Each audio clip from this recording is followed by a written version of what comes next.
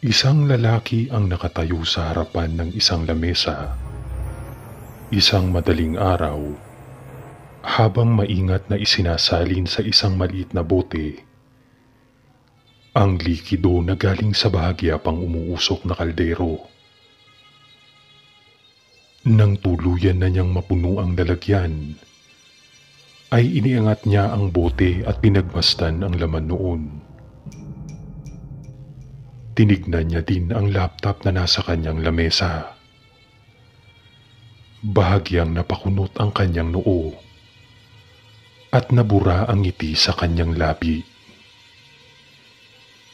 Iba yata ang kulay ng likido na nakikita niya sa video at ang kulay ng likido na nasa loob ng bote.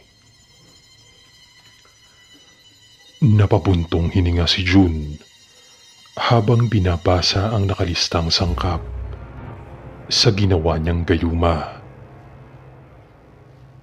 Patangu-tangu pa si June habang iniisa-isa ang mga nakasulat sa kanyang listahan.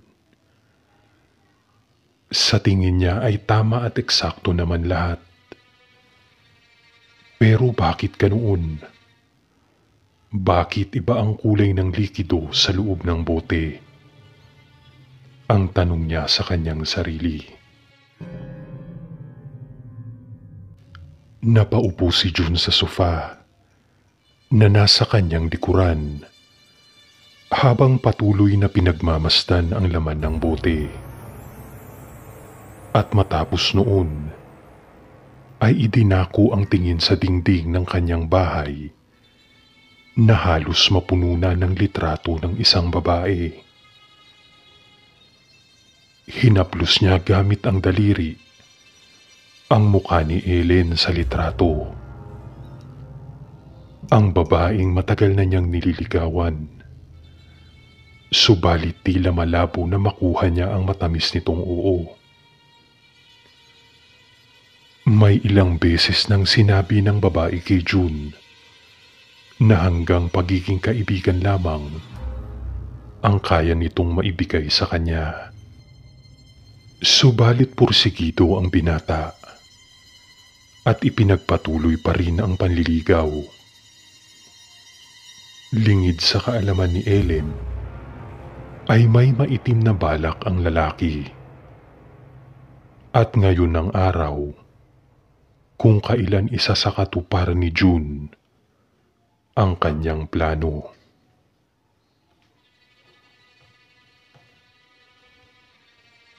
Sa loob ng kanyang sasakyan ay madalas kinakapa ni June ang kanyang bulsa upang masigurong naroroon pa din ang bote. Nang marating ang opisina, ay tinanaw agad ni June ang pwesto ni Ellen at nag-antay ng tamang pagkakataon upang magamit na ang gayuma na kanyang ginawa. Maagang dumating si June at ilang beses niyang inulit-ulit ang pagdaan sa pwesto ni Ellen habang kunwari ay hawak ang maliit na bote sa kanyang kamay. Mabilis na para bang isasalin ang laman at aalis na kunwari ay walang anumang nangyari. Kailangan ay walang makakita sa kanyang gagawin. Dapat ay malinis at mabilis ang kilos. Huminga ng malalim si June. Naupo sa kanyang pwesto sa opisina at ipinagpatuloy ang pag-aantay sa tamang sandali habang paminsan-minsan ay kinakapa ang maliit na bote na nasa kanyang bulsa. Ilang minuto pa ay lumakas ang kabog ng dibdib ni June nang matanaw ang pagdating ni Ellen.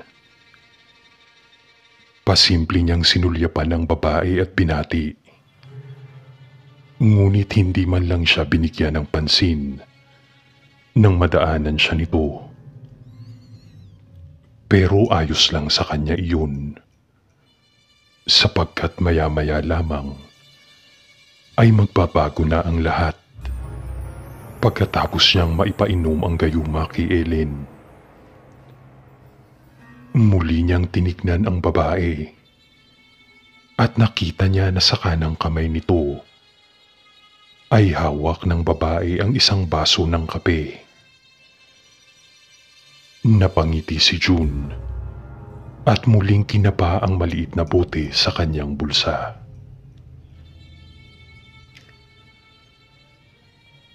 Alas 10 ng umaga. Unang break sa kanilang opisina.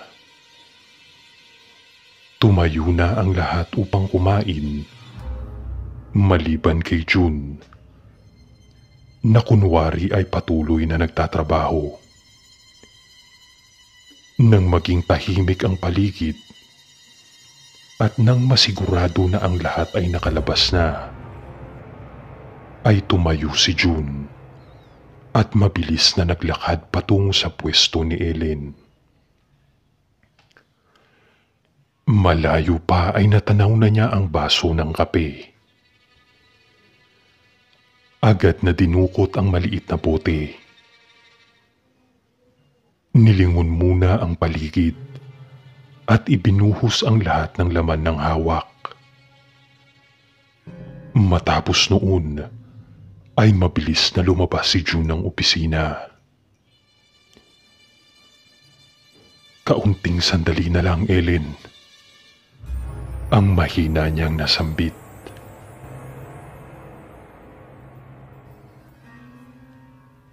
Makalipas ang 30 minuto, ay nagbalik na si June sa opisina.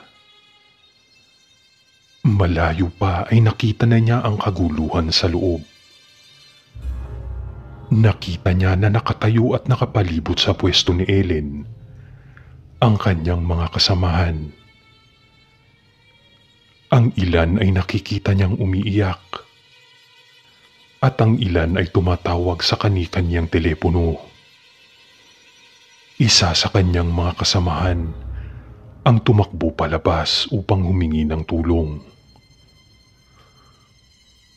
June, si Ellen, nalason ata. Ang sabi nito sa kanya at nagpatuloy na tumakbo ang kasamahan upang maghanap ng maaaring tumulong kay Ellen. Hindi nakapagsalita si June. Ang gayuma ba na kanyang isinalin sa kape ni Ellen ang naging dahilan upang malason ang babae. Sinunod niya lamang naman ang video na kanyang napanood kung paano gumawa ng gayuma. Pero anong nangyari? Nang mapalapit si June, ay nakita pa niya ang pangingisay ng katawan ni Ellen. Bumubula ang bibig nito.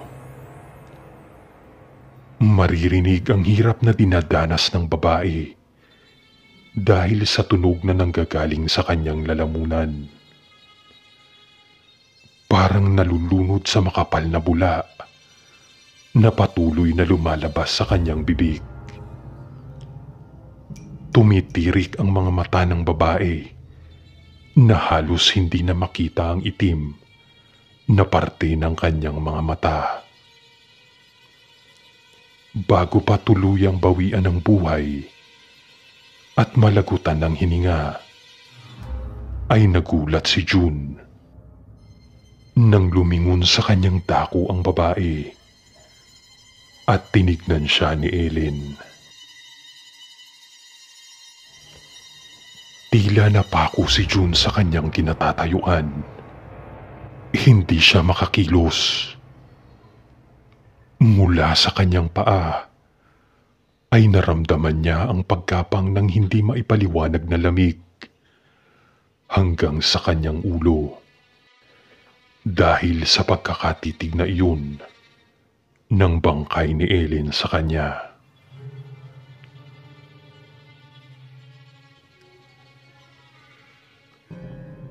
Eksaktong 1 taon matapos mailibing si Ellen, ay halos nakalimutan na din ni June ang nangyari.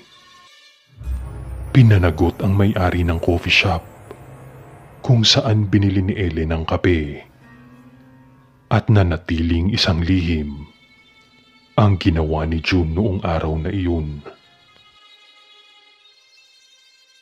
Gabi na nang makauwi si June mula sa trabaho. Napahinto siya pagtapak pa lamang ng kanyang mga paa sa loob ng kanyang bahay, sapagkat naramdaman niya ang lamig na nagmula sa kanyang mga paa, paakyat sa kanyang ulo. Parehong-pareho sa kanyang naramdaman nang tignan siya ng bangkay ni Ellen 1 taon na ang nakakalipas. Binuksan niya ang ilaw at agad siyang napatingin sa dingding kung saan hanggang ngayon ay naroon ang mga litrato ni Ellen.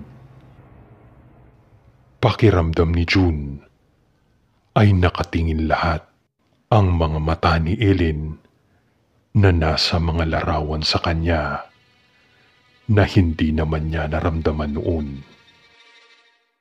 Nagsimula din siyang makaramdam ng pananakit sa kanyang kanang braso at sa kanyang kamay, at nagbabalik-balik ang sakit sa kanyang kanang pisngi. Bago pa man makahakbang muli si June, ay nadagdagan ang kanyang pagtataka. Malinis ang iniwan niyang magulong bahay kanina. Dumalaw ba ang kanyang ina? Kinuha niya ang telepono sa kanyang bulsa at nagpadala ng mensahe upang tanungin kung nagtungo ba ito sa kanyang bahay habang siya ay wala. Patuloy ang pananakit ng kanyang kanang braso at ng kanyang kanang kamay habang naglalakad si June patungo sa kanyang silid. Sa kanyang pagbukas ng pintuan, ay nakita niya sa kama ang isang pares ng malinis na pangbahay niyang damit. Napangiti siya. Siguro ay bumisita nga ang kanyang ina dahil madalas nitong ginagawa ito para sa kanya. Matapos magbihis, ay nagpunta si June sa kusina upang magluto. Binuksan niya ang ref upang kunin ang ipapainit niyang ulam, ngunit hindi na niya ito makita. Napatingin siya sa lamesa at noon ay napansin niya ang nakahandang nakatakip na pagkain. Naroon na din ang isang plato at isang pares ng kutsara at tinidor. Tinignan niya ang kanyang telepono, subalit wala pang sagot ang kanyang ina sa kanyang mensahe.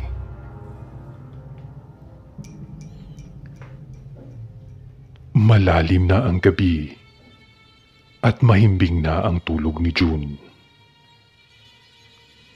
Mula sa kanyang kusina ay maririnig ang paglalakad,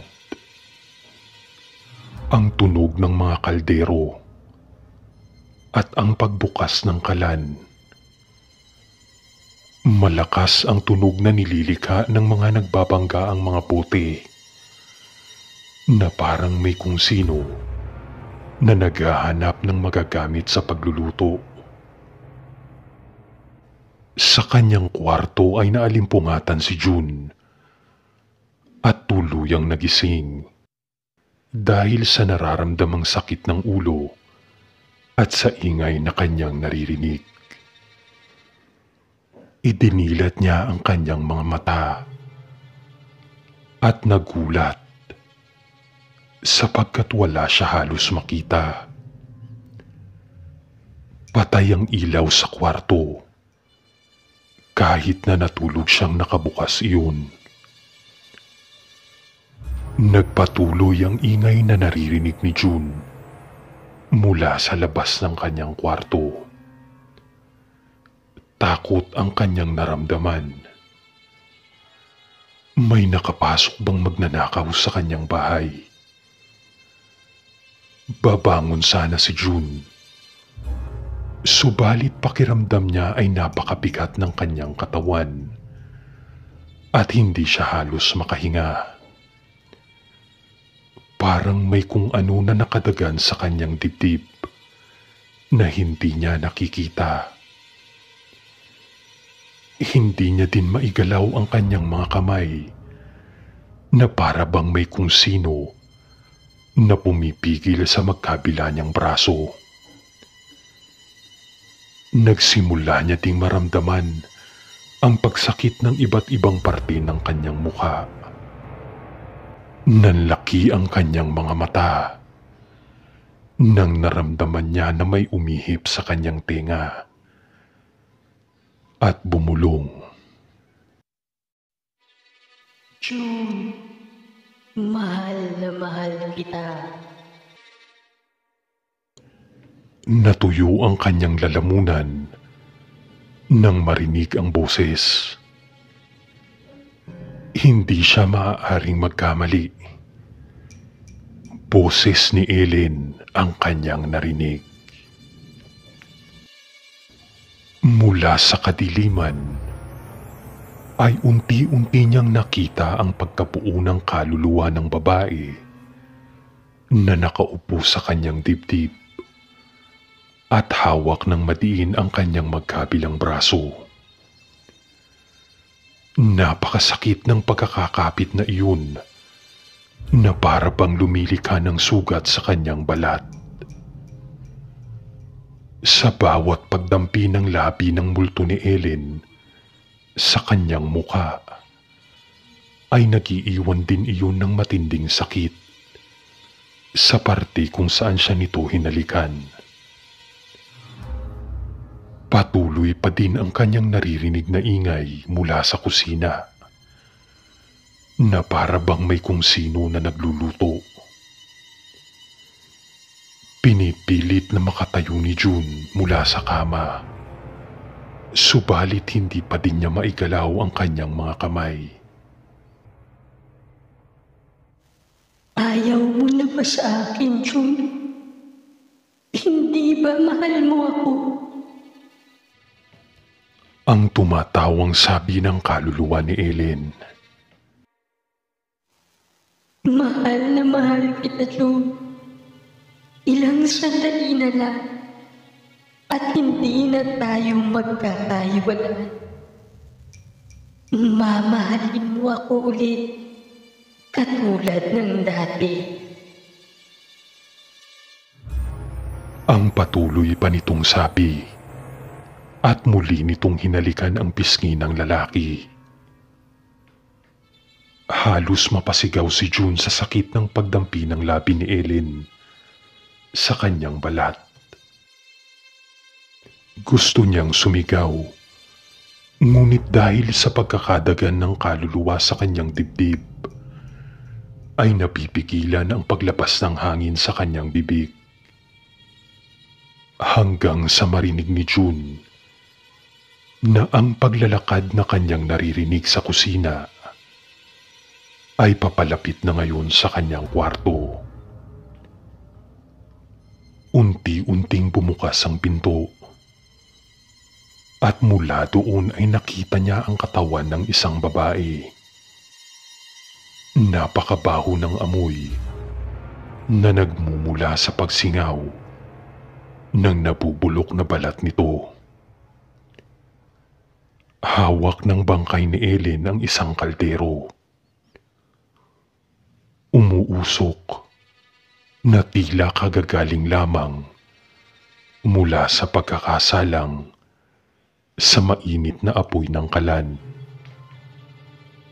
Mamahalin mo ulit ako, June.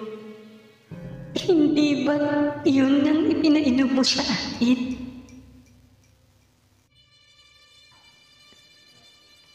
Muling tumawa ang kaluluwa ni Ellen Habang nakatingin sa kaldero na hawak ng kanyang naaagnas na bangkay, dahan-dahang lumapit ang katawan ni Ellen habang nakatitig sa lalaki. Nang tuluyang makalapit ang bangkay, ay hindi na napigilan ni June na muling subukang mapasigaw. Sa pagbuka ng kanyang bibig, ay ibinuhos ng bangkay ang kumukulong gayuma sa kanyang bibig habang patuloy niyang naririnig ang pagtawa ng kaluluwa ni Ellen.